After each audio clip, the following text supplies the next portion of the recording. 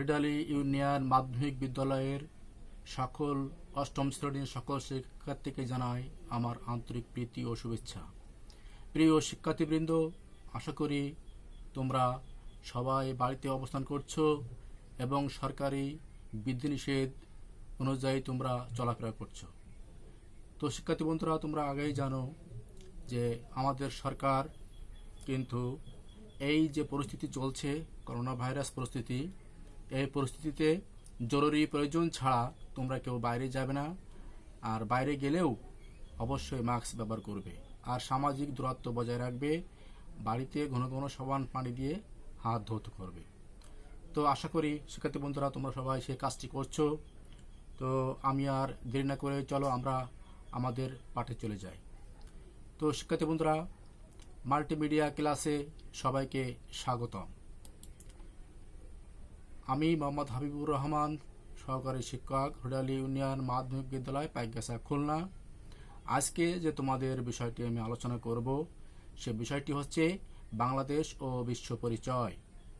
এবং এই বাংলাদেশ ও বিশ্ব পরিচয়ের দ্বিতীয় অধ্যায়ের পার্ট 5, এই পার্ট 5 সম্পর্কে তোমাদের আজকে আমি আলোচনা করব। তো শিক্ষার্থী বন্ধুরা, তোমরা আশা করি সবাই আমার এই পাঠটি মনোযোগ সহকারে শুনবে এবং দেখবে। তো শিক্ষার্থী বন্ধুরা, তোমাদের কাছে একটি প্রশ্ন, এই পতাকাটি কোন দেশের বলতে পারো কেউ? হ্যাঁ, আশা করি তোমরা প্রত্যেকে বলতে পারবে এটা অবশ্যই আমাদের বাংলাদেশের পতাকা। এবং এই পতাকার জন্য কিন্তু আমরা মুক্তিযুদ্ধ করেছিলাম, তাই না? তাহলে অনেক কষ্টে কিন্তু আমরা আমাদের এই পতাকাটি পেয়েছি। তাহলে এর সম্মান রক্ষার দায়িত্ব কিন্তু তোমাদের সবার, তোমার সবার দায়িত্ব কিন্তু এর সম্মান রক্ষা করা। তো আশা করি তোমরা সেভাবে আমাদের যে সুনাম সেটা বজায় রাখবে। তো শিক্ষার্থী বন্ধুরা, চলো আমরা আরও একটু বিষয় দেখি। কোন সরকারের নেতৃত্বে মুক্তিযুদ্ধ সংগঠিত হয় বলতে পারবা কেউ? হ্যাঁ, তোমরা অবশ্যই এর উত্তরটি সহজে বলতে পারবে, কারণ এটা হচ্ছে মুজিবনগর সরকারের। দেখো এখানে উত্তর দেওয়া হচ্ছে মুজিবনগর সরকারের নেতৃত্বে কিন্তু আমরা কিন্তু স্বাধীন হয়েছিলাম, ঠিক আছে? এবং এই সরকার কিন্তু যুদ্ধ পরিচালনা করছিল। তো আজকের পাঠ মুজিবনগর সরকার। তোমাদের আজকের যে পাঠটি নিয়ে আমি আলোচনা করব, সেই পাঠের বিষয়টি হচ্ছে কি মুজিবনগর সরকার। তো তোমরা একটু খেয়াল করে শুনবে এবং বুঝবে, দেখবা তোমরা সবাই এই পাঠ সম্পর্কে জানতে পারবে। তো প্রিয় শিক্ষার্থীবৃন্দ, দেখো আমার এখন যে বিষয়টি আমরা দেখতে পাচ্ছি শিকন ফল, এই পাঠ শেষে তোমরা কি পারবে? মুজিবনগর সরকার সম্পর্কে বলতে পারবে। তোমাদের আজকের এই বিষয় দেখবো, অনেক ছবি রয়েছে, ছবি দেখে তোমরা কিন্তু অবশ্যই বলতে পারবে। মুজিবনগর সরকারের মন্ত্রিসভা সম্পর্কে বর্ণনা করতে পারবে। মুজিবনগর সরকারের মন্ত্রণালয় সম্পর্কে বিশ্লেষণ করতে পারবে। আর এই আজকের এই পাঠটিতে কিন্তু আমরা তিনটি শিকন ফল আমরা এখান থেকে জেনে যাব। সেই 3টি বিষয় কিন্তু আমি ইতিমধ্যেই বলে ফেলেছি। শিক্ষার্থী বন্ধুরা, চলো আমরা পরবর্তী বিষয় কি আছে আমরা দেখি। তো এখানে দেখো কিছু ছবি আছে শিক্ষার্থী বন্ধুরা, এখানে কিছু ছবি আছে। ছবিটা তোমরা লক্ষ্য করলে বুঝতে পারবা। নিচে ছবিগুলো লক্ষ্য করি। হ্যাঁ শিক্ষার্থী বন্ধুরা, এখানে তোমরা সহজে বুঝতে পারবে আসলে এখানে কি বলা হচ্ছে, ঠিক আছে? শিক্ষার্থী বন্ধুরা, তোমরা অবশ্যই বুঝতে পারবে, তোমরা অবশ্যই বুঝতে পারবে যে 10ই এপ্রিল 1971 বাংলাদেশের অস্থায়ী সরকার বা মুজিবনগর সরকার গঠিত হয়। কয় তারিখে? 1971 সালের 10ই এপ্রিল। তোমরা কিন্তু অনেকেই 17 এপ্রিল বলে ভালো, আসলে কিন্তু তা না। 17 এপ্রিল কি হয়েছিল? শপথ পাঠ করছিল এই সরকার, ঠিক আছে? তাহলে 10ই এপ্রিল 1971 বাংলাদেশের অস্থায়ী সরকার বা মুজিবনগর সরকার গঠিত হয়। তবে শপথ বাক্য পাঠ করানো হয় 17ই এপ্রিল, ঠিক আছে? হ্যাঁ, তাহলে তোমরা কিন্তু অনেক কিছু জেনে গেলে, তাই না? মুজিবনগর সম্পর্কে কবে গঠিত হয়েছিল, কবে শপথ বাক্য পাঠ করা হয়েছিল, এটা কিন্তু তোমাদের একেবারে স্পষ্ট হয়ে গেল। শিক্ষার্থী বন্ধুরা, চলো আমরা পরবর্তী পাঠে চলে যাই। কি লেখা আছে? হ্যাঁ, এখন শিক্ষার্থী বন্ধুরা তোমরা একটা ছবি দেখবে, ছবি দেখে বলবে যে ছবিতে আসলে কি বলতে চাচ্ছে। সবাই খেয়াল করো। সজ্ঞানে সুস্থ শরীরে শপথ করিতেছি যে আমি আমার প্রাণের বিনিময়ে হইল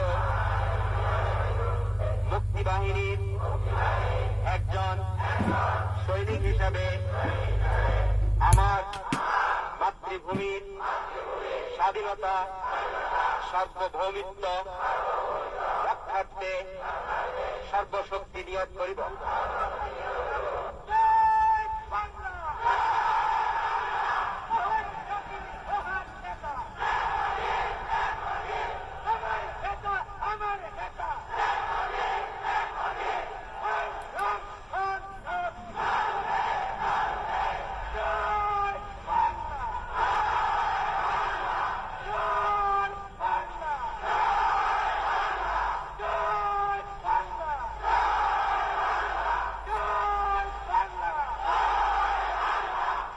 এপ্রিল সকাল 11:30 Tajuddin Ahmed, Syed Nazrul Islam, AHM Kamaruzzaman, captain M Mansur Ali, MAG Osmani মঞ্চে এসে দাঁড়ান।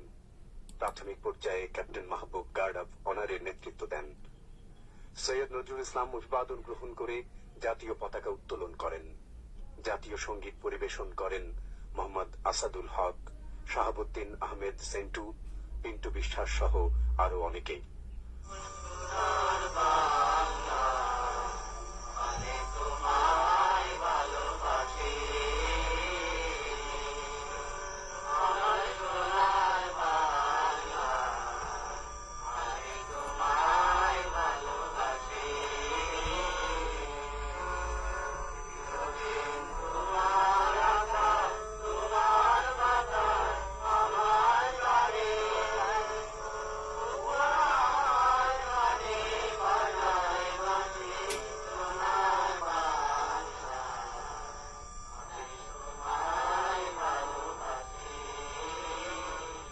অধ্যাপক ইউসুফ আলী গণপ্রজাতন্ত্রী বাংলাদেশের স্বাধীনতার ঘোষণা পাঠ করেন এবং নবগঠিত বাংলাদেশ সরকারের শপথ গ্রহণ অনুষ্ঠান পরিচালনা করেন। বিপুল সংখ্যক বিদেশি সাংবাদিকদের সঙ্গে পরিচয় করিয়ে দেয়া হয় অস্থায়ী রাষ্ট্রপতি সৈয়দ নজরুল ইসলাম, প্রধানমন্ত্রী তাজউদ্দিন আহমেদ, স্বরাষ্ট্রমন্ত্রী AHM কামরুজ্জামান, অর্থমন্ত্রী ক্যাপ্টেন এম মনসুর আলী এবং MAG ওসমানীর সঙ্গে। শপথ অনুষ্ঠানের পর তাজউদ্দিন আহমেদ এবং সৈয়দ নজরুল ইসলাম বক্তব্য রাখেন। Republic of Bangladesh is proclaimed at the unknown village of Aberpara, now renamed Mujibnagar. সেই ঘোষণাপত্র মোতাবেক স্বাধীন জনগণতান্ত্রিক বাংলাদেশ সরকারের উপরাষ্ট্রপতির শপথ আমি গ্রহণ করেছি। তাজউদ্দিন আহমেদ তার বক্তব্যে বলেন, আমি বঙ্গবন্ধু শেখ মুজিবুর রহমানের বাংলাদেশ সরকারের পক্ষ থেকে আমাদের সাংবাদিক বন্ধুদেরকে আন্তরিক ধন্যবাদ জানাচ্ছি এই জন্যে যে তারা আমাদের আমন্ত্রণে স্বাধীন বাংলাদেশের মাটি দেখে যাওয়ার জন্য বহু কষ্ট করে বহু দূর দূরান্ত থেকে এখানে উপস্থিত হয়েছেন। এভাবেই একটি স্বাধীন দেশের একটি নতুন সরকারের যাত্রা শুরু হয়। দীর্ঘ 9 মাসের মুক্তিযুদ্ধে মুজিবনগর সরকার বাঙালি জাতিকে নেতৃত্ব দিয়েছে। বাংলাদেশের প্রথম সরকার নানা চড়াই উতরাইয়ের মধ্য দিয়ে স্বাধীনতার স্বাদ এনে দেয় বাঙালির জন্য। আর তাদের সমস্ত কাজেই শক্তি ও প্রেরণার একমাত্র উৎস ছিলেন জাতির জনক বঙ্গবন্ধু শেখ মুজিবুর রহমান। তাঁর প্রতি সশ্রদ্ধ সম্মান জানিয়ে স্বাধীন বাংলাদেশের প্রথম সরকার গঠনের এই ঐতিহাসিক ঘটনার স্থান মেহেরপুরের বৈদ্যনাথ তলার আম্রকাননের নামকরণ করা হয় মুজিবনগর। তাই বাংলাদেশের মহান স্বাধীনতার ইতিহাসে মুজিবনগর একটি অবিস্মরণীয় নাম। 1971 সালের 17 এপ্রিল মুজিবনগর দিবসটি হয়ে থাকবে একটি গৌরবোজ্জ্বল অধ্যায়।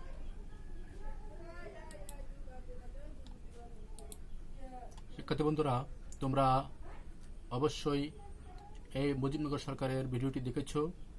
এখানে দেখো অনেক কিছু কিন্তু আমাদের যে মহান নেতারা ছিলেন তারা কিন্তু অনেক কথাই বলেছেন, তাই না? তোমরা ভিডিওটি আরও ভালোভাবে টেনে টেনে দেখবে, তাহলে সহজে বুঝতে পারবে। ঠিক আছে, তো সেক্ষেত্রে চলো আমরা পরবর্তী পার্টে চলে যাই। আমরা পরবর্তী পার্টে চলে যাব শিক্ষার্থী বন্ধুরা। হ্যাঁ, এখন তোমাদের একটি একক কাজ দেওয়া হবে। তোমরা খাতা কলম বের করো, খাতা কলম বের করে একক কাজটি তোমরা এখন খাতায় লিখবে। কাজটি হলো, কখন কোথায় মুজিবনগর সরকার গঠিত হয় লিখতে হবে। তো এর উত্তরটা কিন্তু আমি আগেই তোমাদের বলে দিয়েছি এবং এই ভিডিওতে তোমরা দেখতে পেয়েছো যে কখন কোথায় মুজিবনগর সরকারটি গঠিত হয়। তো আশা করি তোমরা খাতা কলম বের করে প্রশ্নটি লিখবে, তারপরে এর উত্তরটা বের করার চেষ্টা করবে। ঠিক আছে? হ্যাঁ, তাহলে ঠিক আছে, তাহলে আমরা পরবর্তী পাঠে চলে যাই শিক্ষার্থী বন্ধুরা। হ্যাঁ, এখানে দেখো মুজিবনগর সরকারের মন্ত্রী পরিষদ, অর্থাৎ ছোটখাটো একটি মন্ত্রী পরিষদ কিন্তু গঠিত হয়েছিল।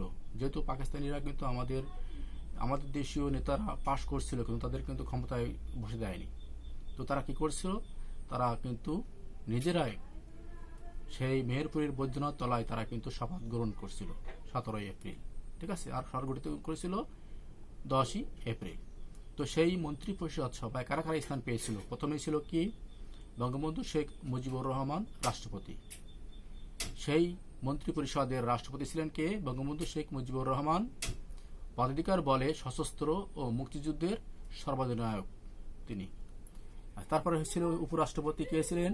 যেহেতু বঙ্গবন্ধু ছিলেন জেলখানায়, তার অনুপস্থিতিতে কিন্তু সৈয়দ নজরুল ইসলাম ছিলেন উপরাষ্ট্রপতি। ঠিক আছে শিক্ষার্থী বন্ধুরা? হ্যাঁ, এরপরে আমরা দেখি, এরপরে প্রধানমন্ত্রী হলেন তাজউদ্দিন আহমেদ। প্রধানমন্ত্রী। খন্দকার মুশতাক আহমেদ ছিলেন পররাষ্ট্রমন্ত্রী। খন্দকার মুশতাক আহমেদ পররাষ্ট্রমন্ত্রী হয়েছিলেন। তারপরে কামরুজ্জামান ছিলেন স্বরাষ্ট্রমন্ত্রী। ইনি হলেন স্বরাষ্ট্রমন্ত্রী। এম মনসুর আলী অর্থমন্ত্রী। কি ছিলেন? অর্থমন্ত্রী ছিলেন। ঠিক আছে, তাহলে দেখো আমরা ইতিমধ্যেই কারা কারা কি পদে ছিল সেটা কিন্তু আমরা বের করে ফেলেছি, আমরা দেখতে পাচ্ছি। মুজিবনগর সরকারের মন্ত্রিপরিষদে আরও একজন ছিলেন, তিনি হলেন জেনারেল আতাউল গনি উসমানী। তিনি ছিলেন সশস্ত্র বাহিনী প্রধান, অর্থাৎ আমরা সেনাবাহিনীর প্রধান যারা বলি, সেই সেনাবাহিনীর প্রধান ছিলেন জেনারেল আতাউল গনি উসমানী। তাহলে এই কয়জনকে কিন্তু শ্রেষ্ঠ করে মুজিবনগর সরকার গঠিত হয়েছিল। তো এখানে দেখো আমরা বেসামরিক প্রশাসন, অর্থাৎ সামরিক না বেসামরিক পর্যায়ে ছিলেন এই কয়জন নেতা ছিলেন বেসামরিক, আর সামরিক পর্যায়ে ছিলেন দেখো এই পাশে এনারা ছিলেন সব সামরিক পদে। ঠিক আছে, শিক্ষার্থী বন্ধুরা এখন খেয়াল করো যে মুজিবনগর সরকারের মন্ত্রণালয় ও দপ্তর সমূহ, তাই না? আমরা অনেকেই কিন্তু মন্ত্রী চিনি না, তাই না? আমরা কিন্তু অনেকে মন্ত্রী চিনি না এবং কি কি দপ্তর রয়েছে তাও কিন্তু আমরা জানি না। তো দেখো মুক্তিযুদ্ধ চলাকালীন সময়ে দপ্তর ছিল প্রতিরক্ষা, পররাষ্ট্র দপ্তর, অর্থ শিল্প বাণিজ্য, মন্ত্রিপরিষদ সচিবালয়, সাধারণ প্রশাসন, স্বাস্থ্য ও পরিবার কল্যাণ, ত্রাণ ও পুনর্বাসন, প্রকৌশল বিভাগ, পরিকল্পনা কমিশন, স্বরাষ্ট্র মন্ত্রণালয়, যুব ও অভ্যর্থনা শিবিরের নিয়ন্ত্রণ বোর্ড, সংস্থাপন, আঞ্চলিক প্রশাসন, তথ্য ও বেতার, স্বাস্থ্য ও পরিবার কল্যাণ, ত্রাণ ও পুনর্বাসন, প্রকৌশল বিভাগ, সংসদ বিষয়ক আর কৃষি ইত্যাদি। ঠিক আছে, এই কয়টি মন্ত্রণালয় ও দপ্তর ছিল তৎকালীন সময়, অর্থাৎ 1971 সালে এই কয়টি দপ্তর দিয়েই কিন্তু আমাদের মুজিবনগর সরকার পরিচালিত হয়েছিল। ঠিক আছে, আচ্ছা, আশা করি সবাই বুঝতে পেরেছো। এবার শিক্ষার্থী বন্ধুরা তোমরা জুলাই কাজ আছে তোমাদের একটা, জুলাই কাজটা আছে, এই কাজের বিষয় আছে কি মুজিবনগর সরকারের মন্ত্রণালয় ও দপ্তর সমূহের বর্ণনা দাও। ঠিক আছে, মুজিবনগর সরকারের মন্ত্রণালয় দপ্তর সমূহের বর্ণনা, অর্থাৎ আমরা ইতিপূর্বে যে এই দপ্তরগুলোর বর্ণনা, অর্থাৎ এই দপ্তরগুলোর কাজ কি, কিভাবে তার কাজ করে থাকে এবং কারা এই কাজগুলো করে থাকে, এই সব কিছু মিলে কিন্তু এই দপ্তরের, এই মুজিবনগর সরকারের মন্ত্রণালয়ের এবং দপ্তরের কাজ। তো এই সম্পর্কে তোমরা বর্ণনা দিতে হবে তোমাদের, ঠিক আছে। তো আশা করি তোমরা খাতা কলমে আগে প্রশ্নটি লিখবে এবং এগুলো কিন্তু তোমরা অবশ্যই লিখবে এবং যখন স্কুল খুলবে তখন আমাকে কিন্তু দেখাতে হবে, ঠিক আছে। তো আশা করি তোমরা সবাই ইতিমধ্যে লিখে ফেলেছো প্রশ্নটি, তোমরা কিন্তু জুলাই এই কাজটি আমার কাছে জমা দিবে, ঠিক আছে। তো ঠিক আছে, এরপর আবার আমরা পরবর্তীতে চলে যাই, কি আছে দেখি। দেখো এখানে একটি বাংলাদেশের মানচিত্র দেওয়া আছে, তাই না? এটা হচ্ছে বাংলাদেশের মানচিত্র। দেখো এই সমগ্র বাংলাদেশটিকে কিন্তু 11টি প্রশাসনিক অঞ্চলে বিভক্ত করে সংশ্লিষ্ট এলাকার সংসদ সদস্যদের দায়িত্ব দেওয়া হয়। অর্থাৎ এই সমগ্র বাংলাদেশের যে এলাকা রয়েছে এই এলাকাকে 11টি প্রশাসনিক অঞ্চলে ভাগ করা হয়, যাতে করে মুক্তিযুদ্ধ করতে সহজ হয় এবং এই এলাকাগুলোতে যে সমস্ত সংসদ নির্বাচিত হয়েছে তাদেরকে দায়িত্ব দেওয়া হয় যে তোমরা এইখানে যারা থাকবে তারা এই দায়িত্বগুলো পালন করবে, ঠিক আছে। তো শিক্ষার্থী বন্ধুরা, এবার এসো আমরা দেখি মুজিবনগর সরকারের উপদেষ্টা পরিষদ কারা ছিল। উপদেষ্টা পরিষদ যে কোনো কমিটি কি কোনো সরকার গঠিত করতে গেলে কিন্তু উপদেষ্টা একটা পরিষদ থাকে। তো সেই লক্ষ্যে মুজিবনগর সরকারের উপদেষ্টা পরিষদ ছিল, সেটা তার উপদেষ্টা ছিল মাওলানা আব্দুল হামিদ খান ভাসানী, তারপরে মনি সিং, তারপরে মুজাফফর আহমেদ। এই 3 সদস্য বিশিষ্ট একটি উপদেষ্টা কমিটি কিন্তু ছিল, ঠিক আছে। তো এ পর্যায়ে শিক্ষার্থী বন্ধুরা, তোমাদের আমি একটু দলগত কাজ দিব। তোমরা 8ম শ্রেণীতে যারা রয়েছে অবশ্যই এই 2টি দলে ভাগ হয়ে যাবে। তোমরা নিজেরাই ভাগ করে নিবে কে কোন দলে থাকবে, ঠিক আছে। আমি দলের নাম দিয়ে দেব শাপলা দল আর একটা নয়নতলা দল, ঠিক আছে। তো শাপলা দলের প্রশ্ন আছে মুজিবনগর সরকারের উপদেষ্টা পরিষদ সম্পর্কে লেখো। অর্থাৎ এই উপদেষ্টা পরিষদের কাজ কর্মগুলো কি ছিল, এই দলের দায়িত্ব কি, ঠিক আছে। আবার নয়নতলা দলের কি আছে, মুজিবনগর সরকারের মন্ত্রিপরিষদ সম্পর্কে লেখো। তাহলে মুজিবনগর সরকারের যে মন্ত্রিপরিষদ ছিল এই পরিষদ সম্পর্কে কিন্তু লিখতে হবে। অর্থাৎ মন্ত্রিপরিষদের কাজ কি, কারা কারা এই দায়িত্ব আছে, এই সমস্তগুলো সম্পর্কে কিন্তু তোমাদের লিখতে হবে। তো আশা করি তোমরা 2টি দলে ভাগ হয়ে এই কাজ 2টি লিখবে 2 দলে এবং আমাকে অবশ্যই দেখাবে সিল খুললে, ঠিক আছে। আচ্ছা, পরবর্তী দেখি আমরা এখানে তোমাদের একটু মূল্যায়ন করে নিই আমরা, যে এখানে মুজিবনগর সরকারের শপথ বাক্য পাঠ করান কে? অধ্যাপক ইউসুফ আলী, অধ্যাপক আবু সাইদ, অধ্যাপক আনিসুজ্জামান, অধ্যাপক কবির চৌধুরী। তো তোমরা অবশ্যই ইতিপূর্বে শুনেছো, তোমরা অবশ্যই এগুলো বলতে পারবে আশা করি, ঠিক আছে। 2 নম্বর প্রশ্ন আছে কি মুক্তিযুদ্ধের সর্বাধিনায়ক কে ছিলেন? এটা তো খুব সহজ বিষয়, শহীদ নজরুল ইসলাম, MAJ উসমানী, AK খন্দকার, তাজউদ্দিন আহমেদ। এর ভিতর থেকে অবশ্যই দেখা যাচ্ছে, সেটা কিন্তু আমি বলছি না, আমি কিন্তু একটার উত্তর বলবো না, তোমরা নিজেরাই দেখবা, খুঁজে দেখবা, তোমরা পেয়ে যাবা, ঠিক আছে। এর ভিতরে কিন্তু সেনাবাহিনী প্রধান রয়েছে সর্বাধিনায়ক। তো এই পর্যায়ে শিক্ষার্থী বন্ধুরা, আমি তোমাদের একটি বাড়ির কাজ দিব। বাড়ির কাজটি সবাই খাতায় লিখে নিবে। বাড়ির কাজটি হলো বাংলাদেশের স্বাধীনতা যুদ্ধে বিজয় লাভে মুজিবনগর সরকারের ভূমিকা অপরিসীম, বিশ্লেষণ করো, ঠিক আছে। বাংলাদেশের স্বাধীনতা যুদ্ধে বিজয় লাভে মুজিবনগর সরকারের ভূমিকা অপরিহার্য, বিশ্লেষণ করো। তো আশা করি তোমরা প্রত্যেকেই এই বিষয়টি সম্পর্কে ভালোভাবে লিখবে এবং যখনই স্কুল খুলবে বাড়ির কাজটি কিন্তু অবশ্যই আমাকে দেখাবে এবং আমার কাছে জমা দেবে। তো তোমাদের সবাইকে আবারও ধন্যবাদ জানিয়ে আমি আমার ক্লাস এখানেই শেষ করছি। যদি কারো কোনো প্রশ্ন থাকে তাহলে আমার এখানে নাম্বার দেওয়া আছে, ইমেল দেওয়া আছে, ফোন নাম্বার দেওয়া আছে। তোমরা কোনো অসুবিধা হলে অবশ্যই ফোন করে সেই বিষয়টি আমাকে বলবে, আমি তোমাদের সমাধান দেওয়ার চেষ্টা করব। তো সবাই ভালো থাকো, সুস্থ থাকো এবং সাবধানে থাকো এবং সুরক্ষিত থাকবে। সবাইকে ধন্যবাদ।